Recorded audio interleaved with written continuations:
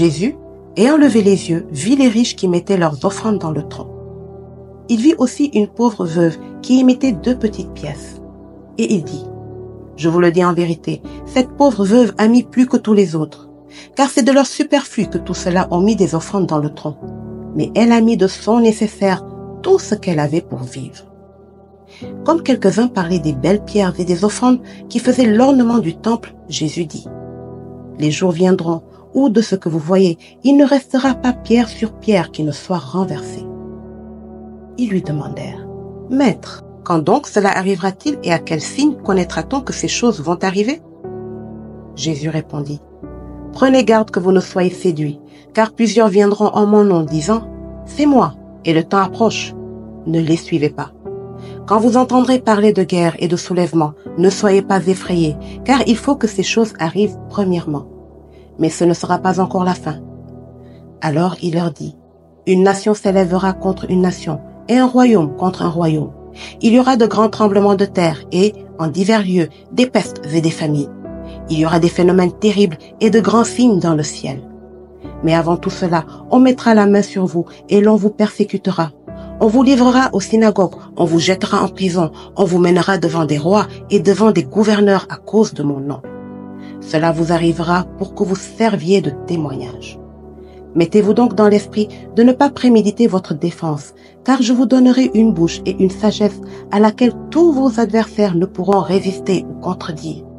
Vous serez livrés même par vos parents, par vos frères, par vos proches et par vos amis, et ils feront mourir plusieurs d'entre vous.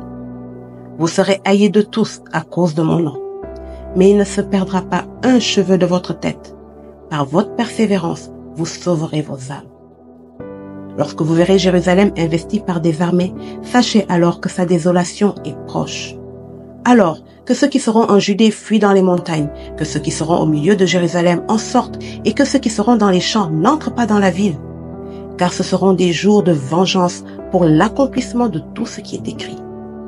Malheur aux femmes qui seront enceintes et à celles qui allaiteront ces jours-là, car il y aura une grande détresse dans le pays et de la colère contre ce peuple.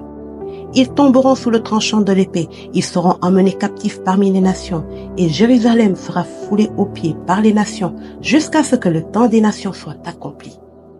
Il y aura des signes dans le soleil, dans la lune et dans les étoiles.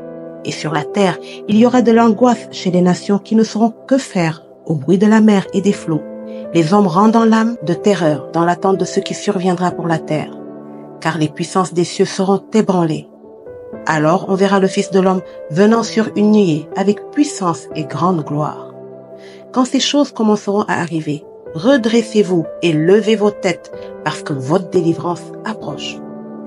Et il leur dit une comparaison. Voyez le figuier et tous les arbres. Dès qu'ils ont poussé, vous connaissez de vous-même en regardant que déjà l'été est proche. De même, quand vous verrez ces choses arriver, sachez que le royaume de Dieu est proche. Je vous le dis en vérité, cette génération ne passera point que tout cela n'arrive. Le ciel et la terre passeront, mais mes paroles ne passeront point. Prenez garde à vous-même, de crainte que vos cœurs ne s'appesantissent par les excès du manger et du boire, et par les soucis de la vie, et que ce jour ne vienne sur vous à l'improviste.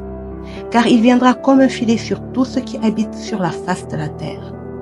Veillez donc et priez en tout temps, afin que vous ayez la force d'échapper à toutes ces choses qui arriveront et à paraître debout devant le Fils de l'homme. Pendant le jour, Jésus enseignait dans le temple, et il allait passer la nuit à la montagne appelée Montagne des Oliviers. Et tout le peuple, dès le matin, se rendait vers lui dans le temple pour l'écouter. Amen.